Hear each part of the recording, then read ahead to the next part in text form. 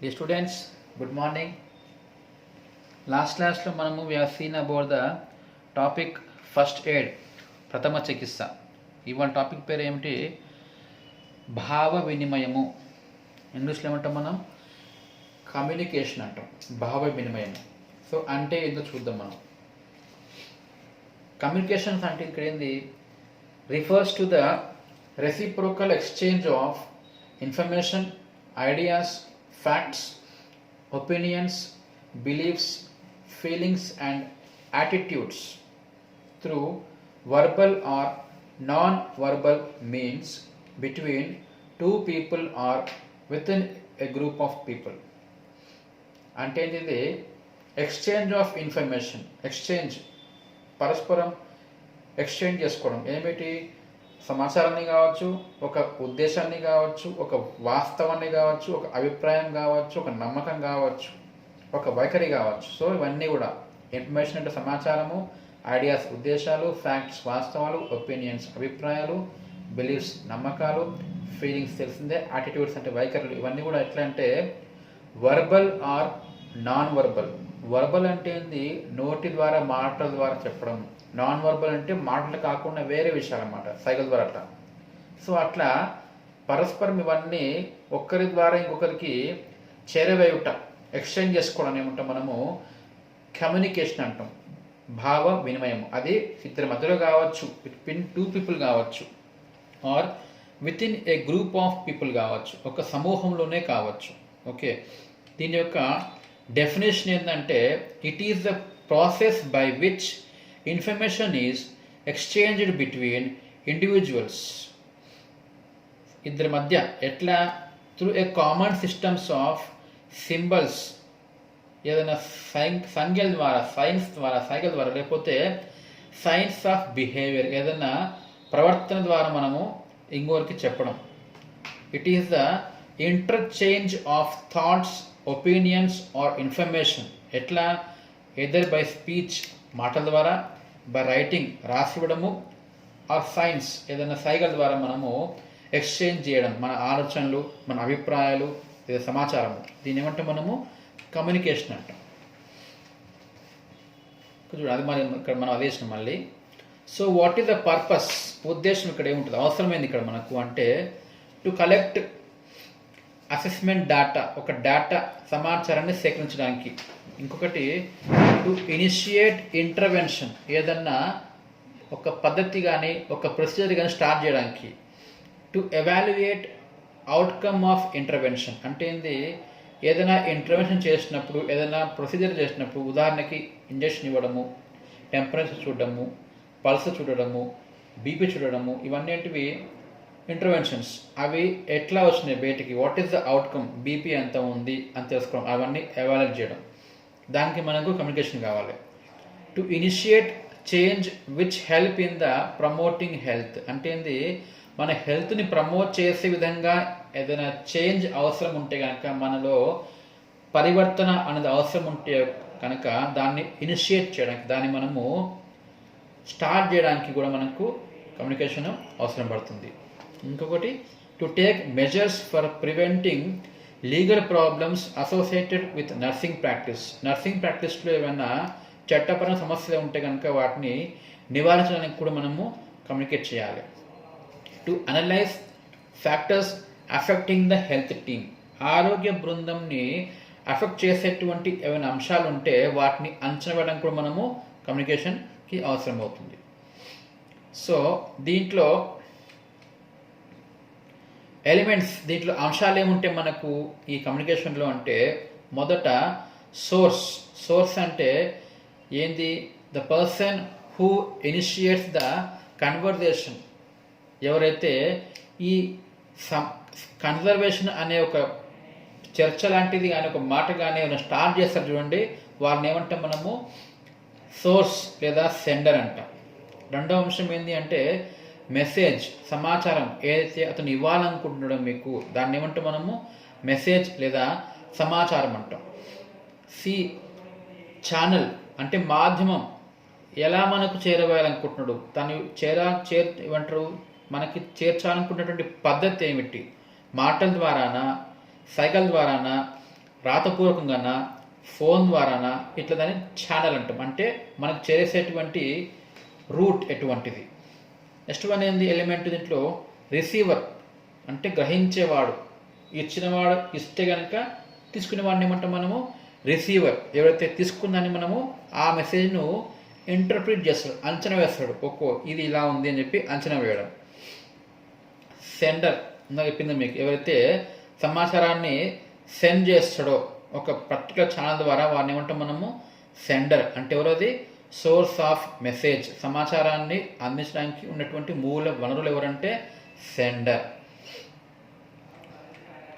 Message అంటే సమాచారం, it is the content of communication. మన కమ్యూనికేషన్ యొక్క ముఖ్యమైన కంటెంట్, ఉద్దేశం, ముడి పదార్థం అదేంది మెసేజ్.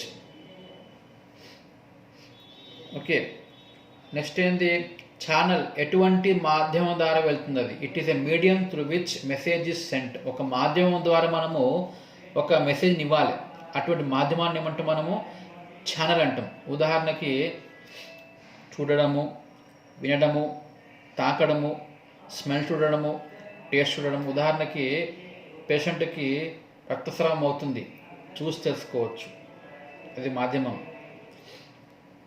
హార్ట్ సౌండ్స్ వినొచ్చు, చల్లగా ఉండ వేడిగా ఉండ టచ్ చేయొచ్చు, స్రవాలు దుర్వాసన వస్తున్నాయా స్మెల్ చేయవచ్చు. ఇవన్నీ ఏంటివి మాధ్యమాలు అన్నమాట, దేనికి మెసేజ్ రావడానికి. రిసీవర్ అంటే సమాచారాన్ని తీసుకునేవాడు. ఎవరైతే సమాచారాన్ని రిసీవ్ చేసి దాన్ని డీకోడ్ చేసి ఇంటర్ప్రిట్ చేసి అంటే అంచనా వేసి తెలుసుకోవడానికి వాడిని ఏమంటాం మనము రిసీవర్ అంటాం.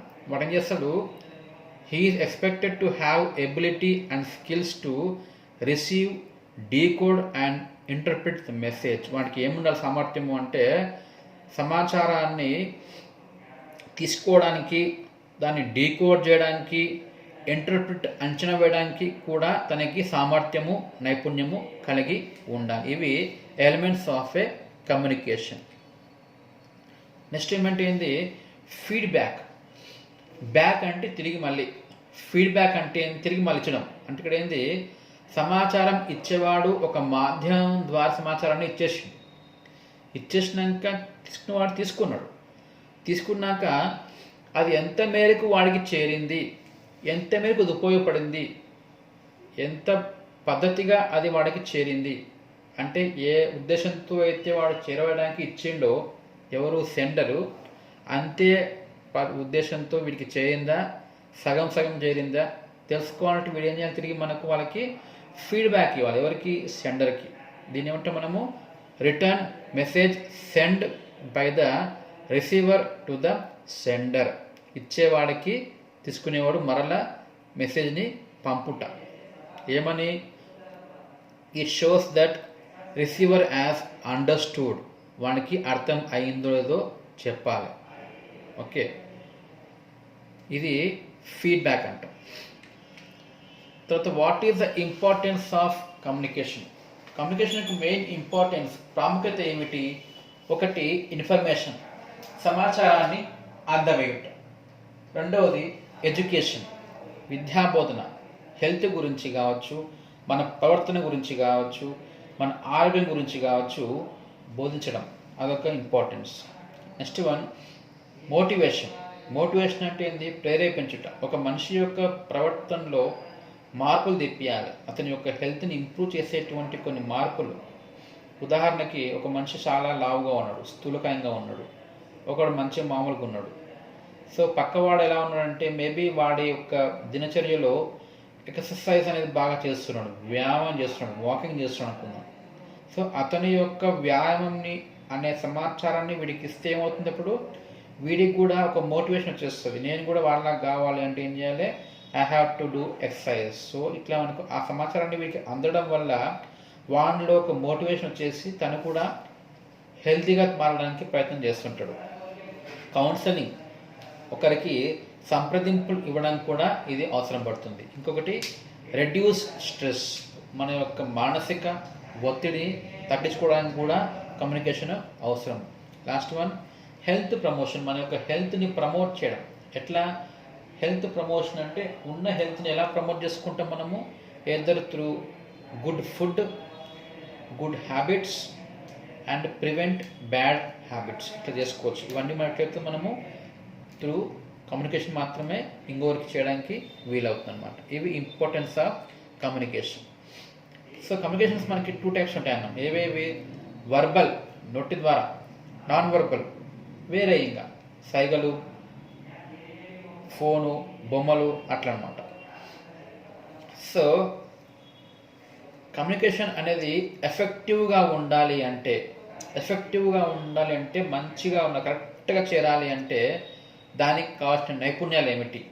ఒకటేంది, ఫస్ట్ వన్ కాన్ఫిడెన్స్. చెప్పేవాడు తను చెప్పే విషయాన్ని చాలా చాలా కాన్ఫిడెంట్గా చెప్పాలి, భయపడుతూ తొడబడుతూ కాకుండా పూర్తి నమ్మకంతో చెప్పాలి. రెండవ స్కిల్ అంటే critical thinker.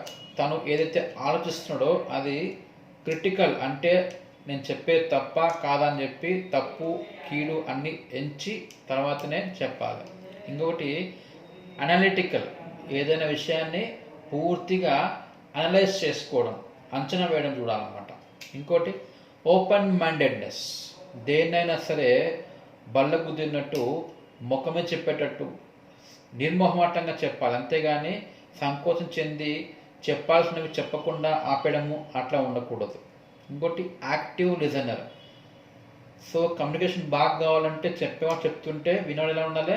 You should be very active listener, మంచిగా వినాలి, అంతేగాని వేరే దాని మీద ధ్యాస పెట్టడము అలా చేయకూడదు.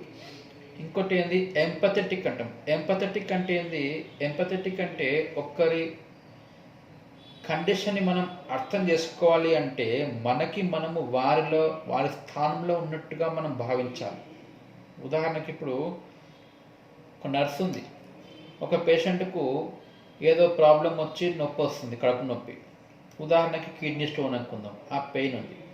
సో నర్స్ ఏం చేయాలంటే ఆ స్టోన్ వల్ల నొప్పి భరిస్తున్న పేషెంట్ ఎలా ఉన్నాడో వాడు నొప్పి ఎలా ఉంటుందో తను ఫీల్ కావాలి. తను ఫీల్ అయినప్పుడే అదే ఫీల్తో తను ఆ నొప్పిని ఎలా తగ్గించుకోవాలో అనే దాని గురించి పూర్తి అవగాహన కలిగి ఉండి సమాచారాన్ని ఇవ్వడానికి వీలవుతుంది అన్నమాట. సో అట్లా మనము వారి స్థానంలో ఉన్నట్టుగా ఇమాజిన్ చేసుకుంటే మనం ఇచ్చేటువంటి సమాచారము ఎంతో బలంగా స్పష్టంగా ఉంటుంది.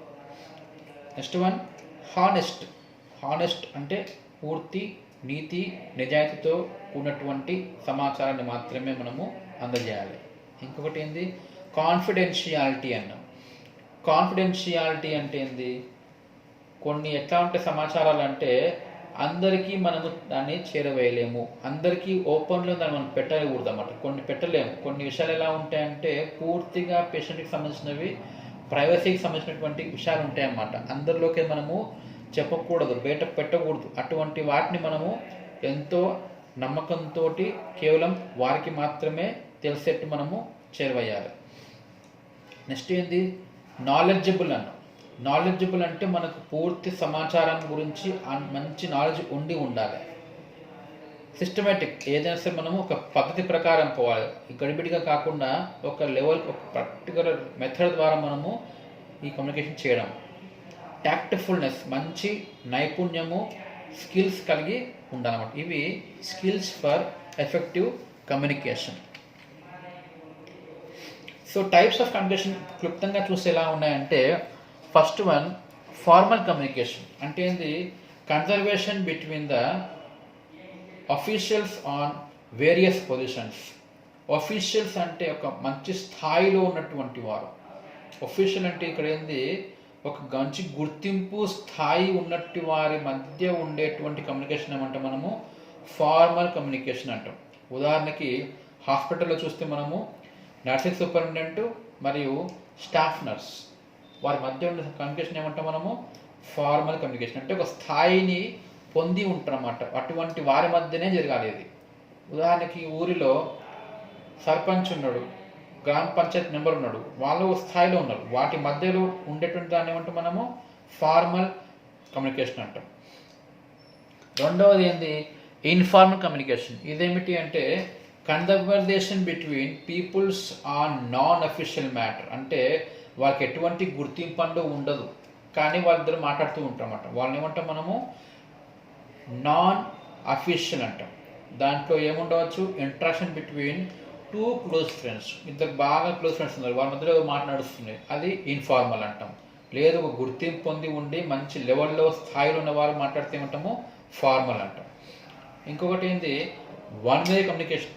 వన్ వే అంటే ఒకవైపు మాత్రమే. It always flows in one direction, there is no feedback. అంటే ఒకటి చెప్పేవాడు చెప్తుంటారు, అంతేగాని తిరిగి వాడు విన్నాడా వినలేదా, మనకు అర్థమైందా కాలేదా అనేది వీటికి తిరిగి మనకు అవగాహన రాదు. It is a one way. ఉదాహరణకి క్లాస్ రూమ్లో టీచరు చెప్పుట లాంటిది. నెక్స్ట్ వన్ ఏంది, టూ వే అంటాం. టూ వే అంటే ఎలా ఉంటుంది, దీంట్లో టూ వే, చెప్పేవాడు చెప్పినాక ఊకుండకుండా వినేవాడు తిరిగి మళ్ళీ మాట్లాడాలి. He has to give feedback. వాడికి అర్థమైందా కాలేదా, ఏమైనా డౌట్స్ ఉన్నాయా అని అడగడం. దేంట్లో ఉంటుంది మనకి ఎగ్జాంపుల్, అది గ్రూప్ డిస్కషన్లో ఉంటుంది. గ్రూప్ అంటే అందరు కలిసి కూర్చోవడము, ఒకటి చెప్తుంటే ఇంకొకరు వినడము, దాని గురించి మనం ఇంకొకరు తిరిగి ఏదైనా అభిప్రాయం చెప్పడము, అటువంటివి. Next one, visual communication. Visual, చూచుట. ఎలా ఇస్తాం మనం మెసేజ్ అంటే చూపించి ఇవ్వడం, సింబల్స్ ద్వారా అన్నమాట. బై ఎనీ పోస్టర్స్, మోడల్స్, ఎగ్జిబిషన్స్లో చూపించి మనం చెప్తే మనము విజువల్ అంటాం. నెక్స్ట్ వన్, టెలికమ్యూనికేషన్ అంటే ఏంది, దూరంగా ఉండే వారికి మనము కొన్ని పరికరాల ద్వారా మనం వారికి చెప్పడం. ఉదాహరణకి టెలివిజన్ ద్వారా, రేడియో ద్వారా, ఇంటర్నెట్ ద్వారా, టీవీ ద్వారా, ఫోన్ ద్వారా, అట్లా అనమాట. ఇంకొకటి ఏంది, ఆడిటరీ అంటాం. ఇది ఎలా ఉంటుంది, సౌండ్ వాళ్ళకి వినపడాలి, వెనికి ద్వారా మనం సమాచారం ఇవ్వడం. మాటల ద్వారా, సౌండ్ ద్వారా, ఫోన్ ద్వారా ఇవ్వడం. ఓన్లీ చూపి ఇవ్వడం అంటే ఏంది, ఎక్స్ప్రెస్ చేయడం, ఫేస్లో కోపం వచ్చింది, అదొక సమాచారం. ఎట్లా మనం చూపిస్తాం ముఖం మీద. నవ్వడం లాంటిది, మన బాడీ లాంగ్వేజ్, మన పొజిషన్, పోస్చర్ బట్టి, మన భంగిమ బట్టి, బొమ్మలను బట్టి మనము వారికి చూపించడం అన్నమాట. లాస్ట్ ఇది ఏంది, టెక్టైల్ ఛానల్ అంటే ఏంది, తాకడం, తాకి మనము సమాచారాన్ని ఇవ్వడం. ఉదాహరణకి చల్లగా ఉందా వేడిగా ఉందా తెలియదు, బాడీ ఫ్యూర్ ఉందన్నాం, ఫ్యూర్ ఉందంటే మనం ఏం చేయాలి, మనము టచ్ చేసి చూస్తాం పేషెంట్ని, వేడిగా ఉంది, okay he is having fever. అట్లా మనము సమాచారాన్ని టాక్టైల్, టచ్ చేసి తెలుసుకుంటున్నాం. ఓకే, ఇవన్నీ ఛానల్స్ ఆఫ్ కమ్యూనికేషన్. ఇంకా based on means of delivering, మనము ఎట్లా సమాచారాన్ని ఇస్తున్నాం అనే దాన్ని బట్టి వెర్బల్ అంటే మాట్లాడడం, through several words, either we speak అనమాట, ఎనీ లాంగ్వేజ్ ఆర్ వొకాబులరీ, ఇది వెర్బల్. దీంట్లో మళ్ళీ మాట్లాడచ్చు, రాయొచ్చు, ఫోన్లో చెప్పొచ్చు, లేదంటే కమ్యూనికేషన్ త్రూ ఎలక్ట్రానిక్స్ అంటే ఇది వాట్సాప్లు కావడం, లేకపోతే ఇంటర్నెట్, ఈమెయిల్, అటువంటివి. నాన్ వర్బల్ అంటే ఏంది, మనం మాట్లాడడం వితౌట్ ఎనీ వర్డ్స్, కాకుండా మిగతా ఏమైనా చెప్పడం. ఎట్లా అంటే త్రూ అవర్ బాడీ మూమెంట్స్.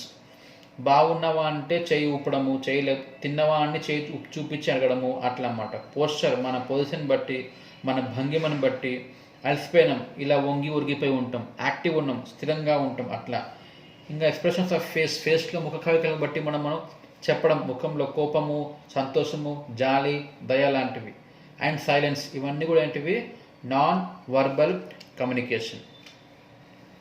దీంట్లో మనకి ఏముంటాయి, టచ్ ద్వారా, ఐ కాంటాక్ట్ ద్వారా, ఎక్స్ప్రెషన్ ఆఫ్ ఫేస్ ద్వారా, మన పొజిషన్ బట్టి, మన నడిచే తీరుని బట్టి. Suppose patient is walking very slow అనుకుందాం, ఏమంటే వాడికి వీక్నెస్ ఉన్నట్టు, లేకపోతే ఆయాసం ఉన్నట్టు. జెస్చర్, వంగి ఉంటే శాతకాలేదని అర్థము. అపిరెన్స్ని బట్టి, సౌండ్ని బట్టి మనము నాన్ వర్బల్ కమ్యూనికేషన్ చేస్తూ ఉంటాం. ఇంకోటి ఏంది, based upon the purpose of communication. Communication ఉద్దేశం ఏంది, దాన్ని బట్టి రెండు రకాలు, ఫార్మల్, ఇన్ఫార్మల్. అంటే ఏంది, ఒక అథారిటీ ఉన్నటువంటి మనుషుల మధ్య కనుక కమ్యూనికేషన్ ఉంటే కనుక దాన్ని ఏమంటాం మనము, ఫార్మల్ అంటాం. ఉదాహరణకి ఒక ఎస్ఐ, ఒక పోలీసు, సూపరింటెండెంట్ ఆఫ్ హాస్పిటల్, ఒక nurse, sarpanch, panchayat member, principal, ఒక టీచరు, అట్లా ఒక స్థాయిలో ఉన్నటువంటి వారి మధ్య ఉన్నటువంటి సమాచార చేరువైతే ఏమంటాము, ఫార్మల్ అంటాం. ఇన్ఫార్మల్ అంటే ఏంది, ఎటువంటి స్థాయిలు అంటూ ఏముండవు, స్టిల్ సమాచారం వస్తుంది, దాన్ని ఇన్ఫార్మల్ అంటాం. ఉదాహరణకి సింపుల్గా మన భాషలో చెప్పాలంటే గాసిప్స్ అంటాం, పుకార్లు. పుకారు ఎవరు చెప్తాడు, ఎవరో స్థాయి నోటి చెప్పడు, ఏదో ఎక్కడెక్కడో కూర్చొని వాళ్ళ చెప్పుకుంటారు, పుకార్లు, చిట్ చాట్ అంటాం. ఇవన్నీ కూడా ఇన్ఫార్మల్. థెరపెటిక్ అంటే ఏంది, థెరపెటిక్ అంటే చికిత్స పరంగా, చికిత్స అనే ఉద్దేశంతో కమ్యూనికేట్ చేయడం. ఉదాహరణకి ఇప్పుడు ఉదయం లేచిన వెంటనే స్నానం చేయవలను అని చెప్పాలనుకుంటున్నాం. సో దానివల్ల ఉపయోగం ఏంది, వాడికి ఆరోగ్యం అనేది పెంపొందించడానికి వీలవుతుంది అనమాట. అదొక చికిత్స పరంగా ఉన్నటువంటి కమ్యూనికేషన్ అనమాట. సో ఇక్కడ ఏంటి అంటే purpose of modifying the patient behaviour, వాడి యొక్క బిహేవియర్ని మార్చాలనుకుంటున్నాం. ఉదాహరణకి ఉదయం బ్రష్ చేయించుకోవడము, ఉదయం లేచినప్పుడు నీళ్ళు బాగా తాగడము, ఓకే, బ్రష్ చేసినాక కక్కడము, ఆహారాన్ని బాగా నమ్ములే మింగడము, వర్షాకాలంలో నీళ్ళు కాగబెట్టి తాగడము, ఇవన్నీ ఏంటివి వాడి బిహేవియర్ మార్పు కొరకు మనం ఏదైతే కమ్యూనికేట్ చేస్తామో దాన్ని ఏమంటాం మనము థెరపెటిక్ కమ్యూనికేషన్ అంటాం. తర్వాత నెక్స్ట్ వన్ ఏంది స్మాల్ గ్రూప్ కమ్యూనికేషన్. అంటే depending upon level of communication, ఎంత పెద్ద స్థాయిలో ఉంది చూస్తే దాన్ని బట్టి అన్నమాట. చిన్న కమ్యూనికేషన్ అన్నమాట. ఎట్లా ఒక నర్సు ఒక 2-3 మనిషితో మాట్లాడుతుంది అనుకుందాం, అది స్మాల్ గ్రూప్ కమ్యూనికేషన్ అంటాం. అలా కాకుండా పబ్లిక్ కమ్యూనికేషన్ అంటే ఏంది, పబ్లిక్లో ఒక లార్జ్ గ్రూప్ ఆఫ్ పీపుల్తో పాటు కమ్యూనికేట్ అవుతున్నాం మనం, దాన్ని ఏమంటాం మనము పబ్లిక్ కమ్యూనికేషన్ అంటాం.